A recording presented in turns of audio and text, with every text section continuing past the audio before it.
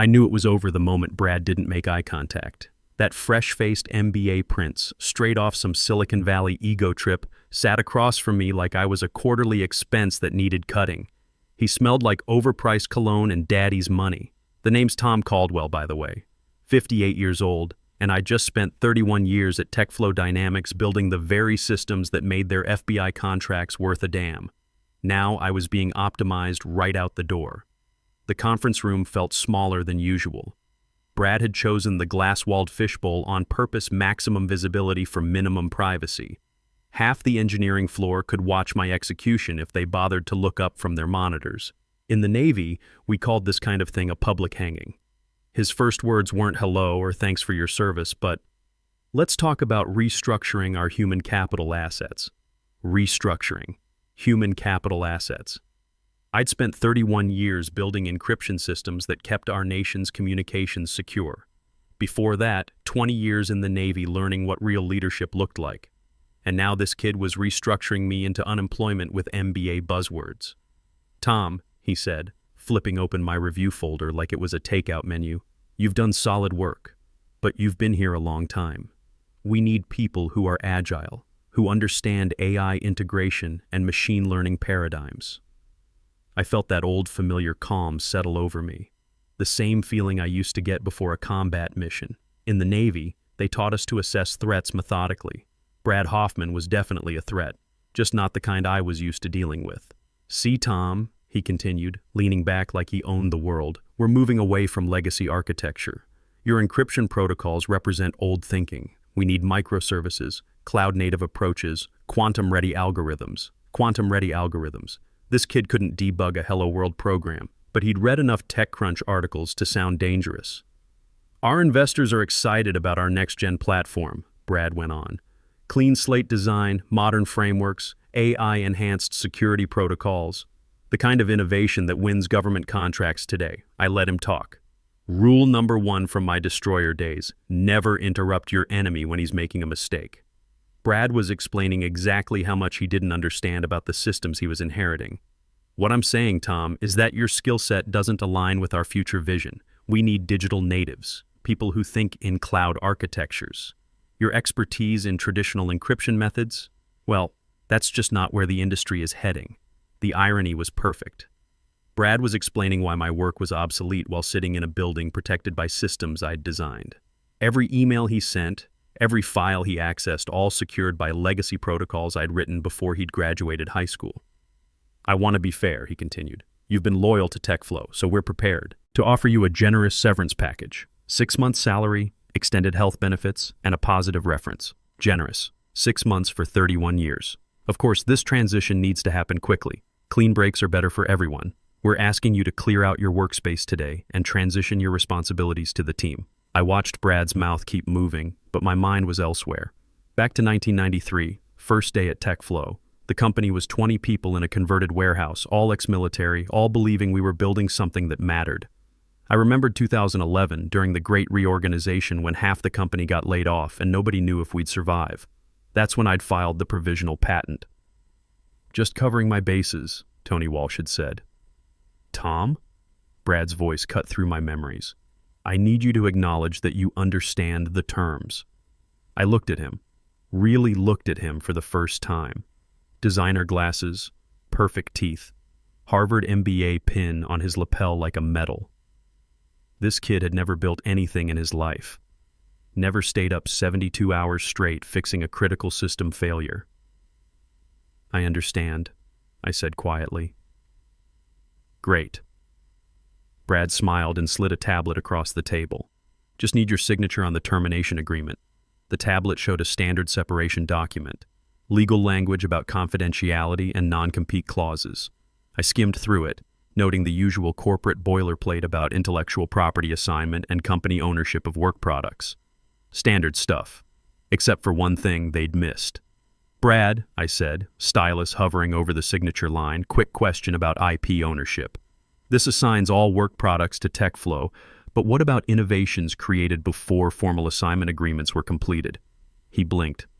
I'm sorry? Patents filed under individual names during provisional periods, before final company assignment paperwork gets processed. I What are you talking about? Of course he didn't know. Brad had been in elementary school when I'd filed those papers. Nothing important, I said, signing the tablet. Just curious about edge cases. Brad relaxed. Right, well, our legal team handles all that technical stuff. I'm sure everything's properly documented. I handed the tablet back. I'm sure it is. Excellent. Brad stood up, extending his hand. Tom, I want you to know this isn't personal. It's just business. The market demands innovation, and sometimes that means making difficult decisions about human resources. Human resources, not people. Resources. I shook his hand. 20 years of military bearing dies hard. No hard feelings, Brad. You're just doing what you think is best for the company. Exactly. He seemed relieved that I wasn't going to make a scene. I really appreciate your professionalism about this. I stood up, tucked the termination folder under my arm, and walked toward the door. At the threshold, I turned back. Brad, can I give you one piece of advice from one professional to another? He nodded, already reaching for his phone. In the military, we have a saying, don't fire your artillery until you know where your ammunition depot is. He looked confused. I'm sorry, what does that mean? You'll figure it out, I said and walked out. The engineering floor had gone quiet. Not obviously quiet, people were still typing, phones were still ringing, but that underlying hum of conversation had stopped. Everyone knew what had just happened in the fishbowl. I walked past cubicles I'd helped design, servers I'd configured, whiteboards covered with architecture diagrams I'd drawn, 31 years of institutional knowledge walking toward the exit. My desk looked smaller than I remembered. My space had accumulated the usual debris of a long career. Technical manuals, family photos, military commendations in cheap frames. Rex's picture sat front and center, German Shepherd, 8 years old, the most loyal colleague I'd ever had. Behind it, a smaller frame with my Navy destroyer, USS Halsey. Those were good years. Clear mission, competent leadership, people who understood that experience counted for something. I opened the desk drawers methodically. Personal items in the box, company property stayed behind. In the bottom drawer, under a stack of printouts, my fingers found something I'd forgotten was there. A business card, faded, corners bent. Sarah Walsh, intellectual property attorney, Tony's sister. I'd kept it all these years without really thinking about why. Maybe I'd known this day would come. I didn't go home right away. I went to Murphy's Diner down the street, got myself black coffee and a moment to think. You know Murphy's red vinyl booths, waitresses who've been there since the Bush administration, coffee strong enough to wake the dead. I sat there and just breathed. Not raging, not planning anything dramatic, just thinking. TechFlow had been my whole adult life after the Navy. I joined when we were still operating out of a converted warehouse in Reston, back when defense contractors were scrappy operations run by ex-military guys who understood the mission. I'd watched us grow from a 20-person shop to a $2.8 billion FBI favorite. And all of it, the infrastructure, the architecture, the core encryption protocols had my fingerprints in the foundation. I didn't document everything the way some fresh college kid might. I lived that code. It wasn't in a manual somewhere. It was in my head, built over years of late nights and impossible deadlines. I paid Murphy in cash, walked 2 blocks in the wrong direction just to clear my head. Then I caught a cab. Not an Uber, a damn yellow cab like I used to take back when TechFlow couldn't afford proper parking. Home smelled like old leather and Rex's dog food. My German Shepherd looked up from his bed, tail wagging but cautious. Dogs know when something fundamental has shifted in their world. I set the termination folder on my kitchen table, poured myself 3 fingers of bourbon, the good stuff, not the daily drinker, and opened a drawer I hadn't touched in years. Buried beneath tax returns and expired warranties was a slim manila envelope. No label, just the weight of foresight and old habits. Inside was the original provisional patent application. My name at the top, not TechFlow's, mine. Filed in March 2011 during one of the company's many chaotic reorganizations when legal was more focused on staying solvent than minding the intellectual property register. I'd been advised by someone much smarter than me, Tony Walsh, my old Navy buddy turned IP attorney, to hold the provisional rights until things settled. Tom, he'd said over beers at an Arlington dive bar, file it under your name. You can always assign it later once the company's stable and they remember to cut you in properly. They never got stable. They just got greedy. and they sure as hell never remembered. TechFlow had been licensing my core encryption framework the entire time. Lawyers had drafted agreements, temporary ones with expiration clauses, and one very specific condition buried in the legal text like a landmine with a 13-year fuse. In the event of involuntary termination without cause, reversion of rights shall trigger automatically within 72 business hours of formal notice. Signed, stamped, filed with the USPTO. And nobody at TechFlow ever followed up because nobody thought I would ever leave. I was the foundation guy, the reliable old dog, the one who kept the lights on while executives played musical chairs. Guess what, Brad? You just pulled the pin. The funny thing about working in defense for 31 years is you learn to think strategically. You don't react emotionally. You assess the situation, identify your assets, and execute with precision. Right now, sitting in my kitchen with Rex at my feet and bourbon warming my throat, I was doing exactly that. My phone buzzed every few minutes. Slack messages from coworkers trying to figure out what happened. Sorry to hear, Tom. Please stay in touch. The kind of messages people send when they're scared they might be next. HR had sent an exit survey link, like I was going to rate my execution experience out of 5 stars. I didn't answer any of them. Let them wonder. They'd all stood there and watched it happen like a corporate funeral where nobody brings flowers. Not one person had spoken up when Brad handed me that folder. But here's what they didn't know, what Brad and his MBA brain trust couldn't possibly understand. I wasn't just another employee walking out the door. I was the architect walking away from a building he still owned the blueprints to. And those blueprints were about to become very, very expensive. I stood in the hallway for a good 10 minutes, staring at the closet I hadn't opened in over a decade. Top shelf. Old banker's box labeled Original IP Archive Personal, the kind of thing you keep meaning to throw away but never do. I sat cross-legged on the floor like I was back in the Navy, going through classified documents. Brittle printouts and coffee-stained notebooks scattered around me. My handwriting from 2011 looked like it belonged to a different man, one who hadn't yet learned how little the corporate world valued quiet excellence. Then I found it. Manila envelope, thick paper, crisp edges, still sealed with the original notary stamp. The date made my chest tight. March 15th, 2011. Filed under my name, not TechFlow's, not on behalf of. Mine. Back then, I was just trying to protect my work. We were a small team, and I didn't trust the startup chaos. Half the company was ex-military guys who understood operational security, but the other half were business school types who treated intellectual property like poker chips. Tony had pulled me aside after one of those company happy hours where everyone pretended the funding situation wasn't desperate. "Tom," he'd said, "I've seen this movie before. File it under your name. You can always sign it over later when things stabilize." They never stabilized. They just got profitable. The formal assignment of rights had always been in process. Legal kept saying they'd handle it after the next funding round, then after the FBI contract, then after the IPO talks. But nobody followed up because no one really thought it mattered. I was never going anywhere, right? I was the foundation, the reliable guy who kept the servers humming while executives collected bonuses. Until one of them, Brad, with his perfect MBA credentials and zero understanding of what actually made the company valuable, decided to modernize.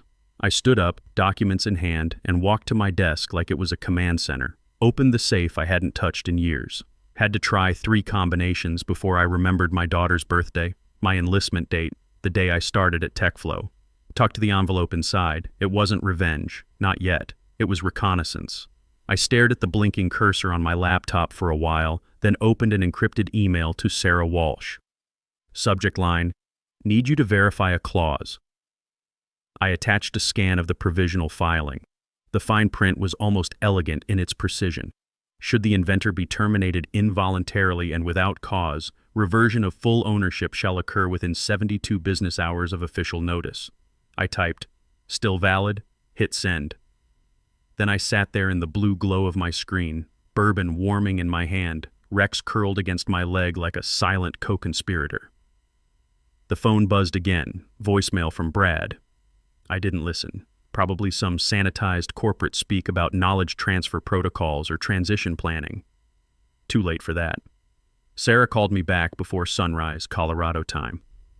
I picked up on the first ring. "Does the clause still stand?" I asked. She didn't answer right away. I could hear papers rustling, the soft click of her reading glasses. Sarah was the methodical type, the reason she'd made partner at her firm after Tony retired. She didn't give legal opinions based on hope. Finally, she exhaled. Yes, and if they terminated you Monday at 4:15, it triggered reversion the moment you walked out. I didn't speak. She added, Tom, you kept that clause active for 13 years. The core encryption patent just reverted to you automatically. I hung up without a goodbye. Not rudeness, just efficiency. There was work to do, and every second counted. That 72-hour window wasn't theoretical, it was real. By the time my kitchen clock read 6:30 a.m., I was logged into the USPTO filing system. The reversion confirmation was a pre-written template, something Tony and I had drafted back in 2011 just in case. I remember him saying, you probably won't ever need this, but I've seen too many good engineers get screwed by companies that forgot who built their success. Smart bastard. I opened the encrypted folder, double-checked the signature fields, and filled out the formal reversion notification. It wasn't dramatic. No fancy letterhead or cease and desist fanfare. Just a quiet checkbox next to involuntary termination without cause, followed by a digital timestamp and a few upload fields. Click Submit. That was it. With that single click, ownership of TechFlow's crown jewel, the encryption algorithm that powered their FBI contracts, their licensing deals, their entire investor pitch deck, slid back into my hands like a weapon returning to its rightful owner. I didn't celebrate, just leaned back in my chair, cradled my coffee, and let the silence settle. Rex jumped onto the couch and sniffed at the laptop, unimpressed by my newly acquired multi-million-dollar intellectual property. Dogs have perspective. It started with a kid, one of those overambitious summer interns TechFlow scoops up from expensive universities and feeds into the legal department like fish food. His name was probably Austin or Preston. Doesn't matter. He was tasked with monitoring USPTO activity for competitor filings. Standard procedure, just click around, look for anything suspicious, flag if necessary. A box to check until he typed in TechFlow's own patent numbers and saw my name staring back at him. I can only imagine the moment. Mouth probably went dry. Highlighter froze mid-stroke. Maybe he thought he'd clicked the wrong link. Maybe he refreshed the page 5 times, hoping a browser glitch would magically undo a corporate aneurysm, but the truth just sat there blinking on his screen. Inventor and owner, Thomas J. Caldwell. Effective. Date, 72 hours post-involuntary termination. He flagged it, emailed it to his supervisor with a subject line like, possible issue corporate speak, for I don't want to die for this. Legal read it, paused, probably reread it 10 times, then dug through their dusty agreement folder and found the clause. The one they'd filed and promptly forgotten. The one I'd slipped in like a silent tripwire 13 years ago. It was airtight. TechFlow's $2.8 billion FBI contracts were now legally squatting on property they didn't own, and they'd already sent invitations for the Bureau demonstration. Brad, of course, handled it with all the finesse of a reality TV star caught in a scandal. I'm told he laughed when legal brought it to him. It's probably a clerical error, he said. Clerical error. Like the USPTO just accidentally handed over the company's most valuable IP to the guy he fired 48 hours ago. Then he doubled down. Told legal to keep it quiet until after the demo. Said they'd iron it out post-launch and accused the legal team of chasing phantom problems. Phantoms. I'll be sure to carve that on his career's tombstone. Meanwhile, the development team kept working like everything was fine. They had no idea they were running daily builds, scheduling final QA, printing glossy materials with buzzwords like proprietary technology and patent-protected architecture, all of which now technically belong to me. Demo day landed like a meteor. TechFlow's downtown conference center had been polished to perfection. Brushed steel, sterile spotlights, a 40-foot LED wall flashing next-gen is now. Rows of leather seats filled with FBI liaisons, existing contractors, bureau officials, every person whose signature or budget approval mattered. Brad stood backstage in a navy blazer 2 sizes too confident. He was smiling, joking with David Kim, the CTO, doing that thing executives do where they believe charisma can outpace competence. And for a minute, it looked like it might work. The intro video played glossy stock footage of server farms, diverse engineers smiling at monitors, The audience applauded politely. Brad adjusted his mic, walked to center stage. "Ladies and gentlemen," he began, voice smooth with self-satisfaction, "what you're about to see is the future of secure communications, a platform that will revolutionize how our federal agencies approach encrypted data transmission." He gestured to the screen behind him where the system UI loaded up. "Sleek, familiar, mine. In the next 15 minutes," he said, "we'll walk you through our most advanced iteration yet, powered by our proprietary encryption engine, developed right here at TechFlow." That's when legal moved. Not fast, not panicked, just deliberate. A tall woman in a blazer 3 shades too dark to be accidental stepped onto the stage from the wing and leaned close to Brad's ear. "I wasn't there, but I know what was said. We can't demo that system. We don't own the patent anymore." Brad blinked, laughed too loud. "Excuse me, small technical hiccup," he told the crowd. "Give us just a moment." He stepped aside with legal. The mic was still on. The whole front row heard him whisper, "What are you talking about? We've always owned that code." "No, Brad," legal replied. "You never did. Thomas Caldwell owns the IP. The reversion is final. It's logged. It's live. If we demo this, we're in willful infringement territory." The blood left Brad's face like it had been called home. Whispers started in the back. Phones lit up. Then it happened. Someone had leaked the USPTO documents to the FBI officials. Full printouts of the patent listing, along with the reversion clause in plain language, were being passed around the room. An FBI official stood up, holding the papers. "Thomas J. Caldwell," she said, "I believe this is the patent registration referenced in your marketing materials." Brad squinted. "I'm not sure where that came from." "Public record," the official said. "We all have it now." By the time Brad tried to salvage it, rambling about roadmap transparency and partnership opportunities, half the audience had already left. Quietly, deliberately, the demo was dead. I woke up the next morning to the kind of silence that only happens after something has exploded. Rex was still asleep, but my phone was vibrating like a paint mixer. 203 missed calls. The notification bar was a massacre. Voicemails, texts, LinkedIn messages from people I hadn't talked to in years. 2 urgent emails flagged from TechFlow Legal. A message from David Kim that just said, "Holy shit," and one from the company founder. I scrolled for a moment, didn't open anything, then made coffee. Let them sweat. The first call I returned was to David Kim. He'd been my ally through this whole mess, the one guy in management who understood what I'd actually built. "Tom," he said before I could speak, "they're in full panic mode. Board meeting started at 6 a.m. Brad's been locked in with legal since yesterday. How bad is it?" "Bad.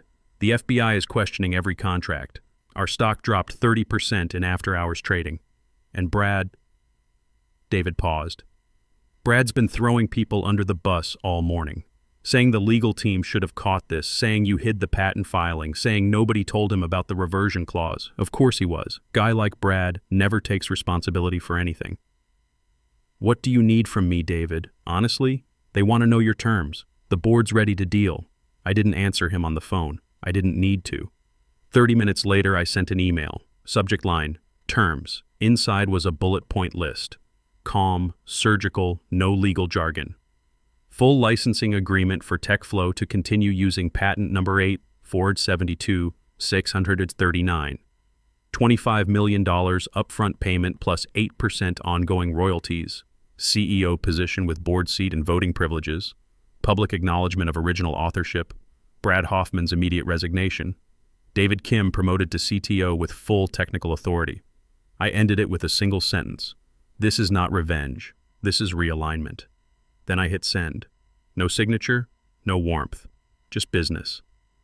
They didn't reply immediately. I didn't expect them to. They were likely still in crisis mode, trying to explain to investors why the guy they'd erased from the company now held every card in the deck. While I waited, I did something I hadn't done in 3 years. I called my daughter. Emily picked up on the third ring. "Dad?" "Hey, kiddo." The nickname felt rusty in my mouth. She was 32 now, married, living in Seattle with a husband I'd met exactly twice. "Is everything okay? You never call?" "During the day. I got fired yesterday." Silence. Then, Oh, Dad, I'm so sorry. After all those years, oh, don't be sorry. It's the best thing that happened to me in a decade. I told her the whole story, the termination meeting, the patent discovery, the demo disaster. She listened without interrupting, which reminded me of her mother, my first wife, the good one, before I got too buried in work to pay attention to what mattered. Dad, she said when I finished, that's incredible. You actually did it. You beat them at their own game. I'm not done yet. What do you mean? I mean, I'm about to be CEO of TechFlow. And the first thing I'm going to do is change how we treat people. No more MBA princes firing engineers twice their age. No more treating experience like it's a liability. She was quiet for a moment. Then, I'm proud of you, Dad, for standing up for yourself, for fighting back. Those words hit me harder than I expected. When was the last time Emily had said she was proud of me? When was the last time I'd given her a reason to be? Listen, I said, I know I wasn't the best father. Too many missed dinners, too many work trips, too focused on building systems instead of building relationships. Dad, you don't have to. Yes, I do. I missed your wedding because of a server crash. I missed your graduation because of a Pentagon deadline. I spent 31 years building other people's dreams and forgot to build my own family. She was crying now. I could hear it in her voice. It's okay, Dad. You were doing important work. No, Emily. The most important work was being your father, and I failed at that. You didn't fail. You just prioritized differently. 4 hours later, my terms were accepted. All of them. Brad's resignation was effective immediately. The board statement cited strategic differences in leadership vision, corporate speak, for we're throwing him under the bus to save ourselves. David called me with the news. Congratulations, Mr. CEO. Don't call me that yet. I haven't decided if I'm taking the job. What do you mean? I mean, maybe it's time I prioritized differently. That evening, I poured myself a double and sat on my back deck.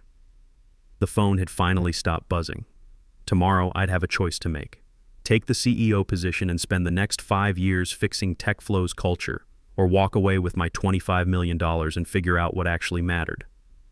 Rex lay at my feet, content in the way only dogs can be. He didn't care about patents or revenge or corporate victories. He just wanted his human to be home. My phone buzzed one more time. Text from Emily. Mom and I are driving down this weekend. Time for a proper family dinner. And Dad, bring Rex. Kids want to meet their grand dog. Kids. Emily had kids I barely knew. A 6-year-old grandson who thought I was some mysterious figure who sent birthday cards with checks. A 4-year-old granddaughter I'd seen exactly twice. I leaned back in my chair and watched the city lights blink beneath me. 31 years. 31 years of making other people look smarter than they were.